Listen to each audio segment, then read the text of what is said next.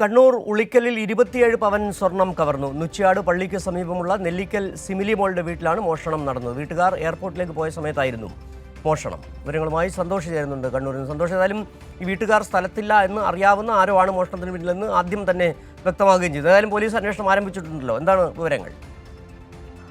സിജു, ഇന്നലെ രാവിലെ 6 മണിക്കും വൈകുന്നേരം 6 മണിക്കും ഇടയിലുള്ള സമയത്താണ് ഈ മോഷണം നടന്നത് എന്നാണ് പോലീസ് പറയുന്നത്.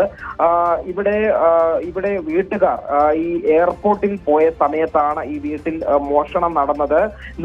ഉളിക്കൽ നുച്ചാട് പള്ളിക്ക് സമീപമുള്ള നെല്ലിക്കൽ സിമിലി മോളുടെ വീട്ടിലാണ് മോഷണം നടന്നത്. സിമിലി മോൾ ഭർത്താവിനെ കൂട്ടുന്നതിനായി എയർപോർട്ടിൽ പോയതാണെന്നാണ് മനസ്സിലാക്കുന്നത്. ആ സമയത്ത് പിതാവ് വീട്ടിലുണ്ടായിരുന്നു. പ്രായമുള്ള പിതാവ് വീട്ടിലുള്ള കൊണ്ട് തന്നെ വീട് പൂട്ടിയിരുന്നില്ല. ആ സമയത്താണ് ഈ മോഷ്ടാവ് അകത്ത് പ്രവേശിച്ച് മോഷണം നടത്തിയത് എന്നാണ് മനസ്സിലാക്കുന്നത്. 27 പവൻ സ്വർണം കവർന്നു എന്നാണ് ഇപ്പോൾ പരാതി ലഭിച്ചിരിക്കുന്നത്. പോലീസ് ഇപ്പോൾ അന്വേഷണം ആരംഭിച്ചിട്ടുണ്ട്. CCTV ദൃശ്യങ്ങൾ ഉൾപ്പെടെ കേന്ദ്രീകരിച്ചുകൊണ്ടുള്ള അന്വേഷണം പുരോഗമിക്കുകയാണ്.